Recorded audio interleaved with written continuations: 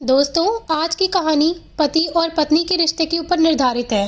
चलिए कहानी की शुरुआत करते हैं। अंजू अपने पति राजीव और बच्चों के साथ बहुत खुश थी। उनके 2 बच्चे हैं, एक लड़की और एक लड़का। बड़ा लड़का अभी 12 साल का है, लड़की छोटी है 8 साल की। एक मिडिल क्लास परिवार है। अंजू के पति राजीव का कपड़े का छोटा सा कारोबार है, जिससे उनका घर और दोनों बच्चों की पढ़ाई अच्छे से हो जाती है। राजीव अपने बच्चों और पत्नी को बहुत प्यार करता है। अंजू अपनी छोटी सी दुनिया में खुश थी, लेकिन फिर उस दिन से सब कुछ बदलने लगता है। एक दिन राजीव जब घर आया तब उसका मूड कुछ ठीक नहीं था। उसके बच्चे वहीं बैठे पढ़ाई कर रहे थे। बातों बातों में उनमें बहस हो गई और वो झगड़ा करने लगे। राजीव वहीं बैठा था और अपने ही ख्यालों में खोया था। उनको झगड़ा करते देख राजीव को गुस्सा आ गया और उसने उठकर अपने बच्चों को एक तमाचा लगा डाला। अंजू किचन से आ गई। बच्चों और अंजू के लिए बहुत बड़ी बात थी।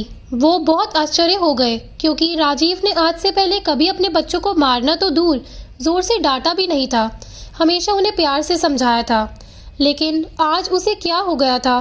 अंजू ने राजीव से बात की, क्या हुआ आपको, कुछ बात है क्या? लेकिन वो गुस्से में कुछ नहीं बोला और वहां से चला गया। अंजू को पता चल गया था कि कोई ज़रूरी बहुत बड़ी बात है जो राजीव को बहुत परेशान कर रही है। कुछ दिन राजीव का स्वभाव ऐसा ही रहा। इस दौरान राजीव अपनी चीज़ों को लेकर भी कुछ ज़्यादा ही पर्सनल हो गया था। उसने अपना एक अलग लॉकर रख लिया था, जिसकी चाबी उसी के पास रहती थी। अंजू को यह पता था कि राजीव उसमें कुछ रखते हैं, लेकिन वो राजीव से इस बारे में बात नहीं कर रही थी। उसे लगा कि शायद वो इस बारे में पूछेगी तो कहीं वो बुरा ना मान जाए। ऐसे ही आजकल उनका मूड कुछ सही नहीं रहता, इसीलिए उसने इस बारे में बात ही नहीं निकाली। राजीव कुछ दिनों से अकेले रहने लगा था, ज्यादा बात नहीं करता था बच्चों से भी। अंजू को यह बात खटकने लगी। एक दिन जब राजीव अपने लॉकर में कुछ रख रहा था, तब अंजू वहां आ गई। अंजू के देख उसने झट से सबसे पहले लॉकर को बंद किया। अंजू ने पूछा, क्या हुआ, ऐसा क्या है जो आप मुझसे छिपा रहे हैं? क्या हो गया है आपको? कुछ बात है तो बताइए।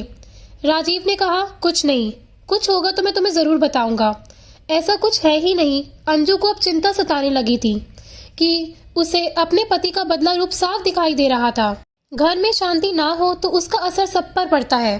करीब 1 महीने तक उसके पति का यही रूप रहा, लेकिन 1 महीने बाद अचानक वो फिर से बदलने लगा। पहले की तरह ही अपने बच्चों से बात करने लगा, शांत और सरल पहले से भी ज्यादा हो गया। अंजू खुश तो थी, लेकिन उसके मन में अभी भी शंका और संकोच तो बना ही हुआ था कि अपने पति के इस तरह के बदलाव से उसके मन में अभी तक दुविधा थी। सब कुछ धीरे धीरे फिर पहले जैसे होने लगा, लेकिन अभी भी राजीव अपने लॉकर को छोड़ता नहीं था। लॉकर पर ताला ही रहता था, ना ही उसे किसी को हाथ लगाने की इजाजत होती थी। अंजू को लगा राजीव फिर से वैसे हो गए। अभी ये काफी है, धीरे धीरे वह शायद खुद ही अपने मन की बात मुझे बता दे। समय बीतता गया। एक दिन अंजू दोपहर अपने घर से कुछ काम को निकल गई। राजीव दुकान पर था और बच्चे स्कूल, इसीलिए वो घर के काम से खुद गई। लेकिन बाहर जाने पर उसे पता नहीं था कि उसे ऐसा कुछ दिखाई देने वाला है। उसे वहां राजीव दिखाई दिया, वो भी एक बहुत ही खूबसूरत औरत के साथ, और राजीव उसे पैसे भी दे रहा था। उनको देखकर अंजू छिप गई ताकि वो दिखाई ना दे, लेकिन अब उसके मन में सवाल के भूचाल आ गए थे। तरह तरह के ख्याल आने लगे कि इस औरत की वजह से शायद उसके पति में बदलाव आया है।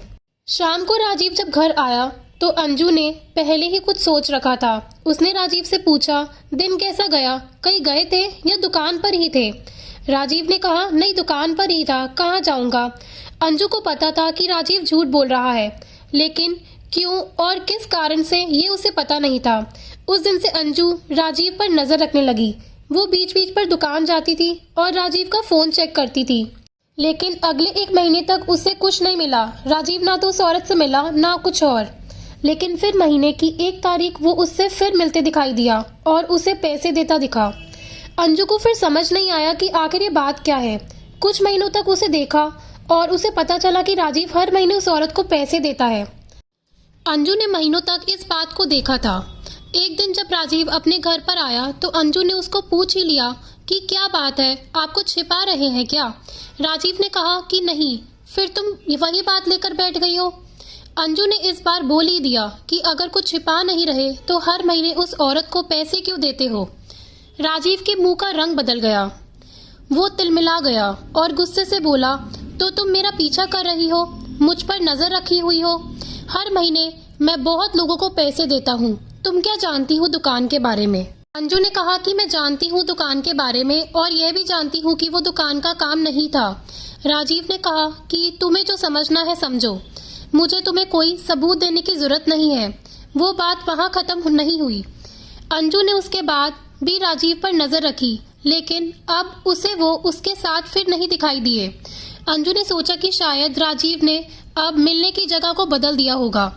राजीव का लॉकर भी उसे अब खटकने लगा।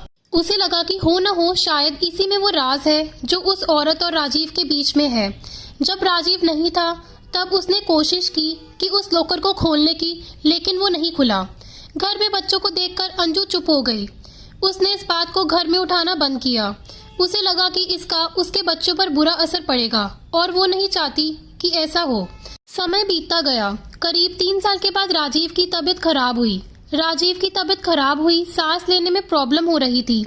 राजीव अपनी पत्नी को बिना बताए अस्पताल गया था और करीब 1 या 2 दिन बाद वापस आ गया। घर में किसी को इस बारे में उसने नहीं बताया। 2 दिन बाद जब वो घर आया तो अंजू उस पर टूट पड़ी। बोली कि क्या हालत बना रखी है, कहाँ थे, ऐसा क्या है जो आप इतने सालों से छिपा रहे हैं। आज मुझे आपके और इस लॉकर के बारे में जानना है। राजीव ने अब सच बताना सही समझा। उसने लॉकर खोला और उसमें से फाइल निकालकर अपनी पत्नी को दिखाना शुरू कर दिया। सब देखकर अंजू के पैरों तले जमीन निकल गई। उस फाइल में उसकी बीमारी और अस्पताल के पर्चे थे। राजीव ने बताया कि आज से ठीक 4 साल पहले उसे पता चला था कि उसे एक गंभीर बीमारी है और ज्यादा दिनों तक वो बीमार नहीं है। इस बात ने उसे तोड़ दिया था। उसे चिंता सताने लगी थी। वो यही सब में डूबा हुआ था। वो निराशा और चिड़चिड़ा हो गया था। यह सब हो ही रहा था कि एक दिन दुकान के सामने उसे एक औरत दिखाई दी जो भीख मांग रही थी। उसे देखकर उसे दया आ गई। उसने उससे पूछा कि क्या हुआ बहन, देखने से लगता है कि तुम अच्छे घर की हो और फिर सड़क पर इस तरह भीख मांग रही हो। उस औरत ने अपनी कहानी सुनाई। कहा कि वो अनाथ थी। उसके पति ने उससे शादी की, लेकिन उनके देहांत के बाद उसका वहाँ रहना मुश्किल हो गया था। उसे वहाँ के लोगों की नीयत का पता चल गया था, इसीलिए वो कैसे भी बचकर अपने 2 बच्चों के साथ वहाँ से यहाँ नए शहर में आ गई। यहाँ उसे गुजारा और रहना मुश्किल हो रहा था, इसीलिए मजबूरन उसे भीख मांगनी पड़ रही थी।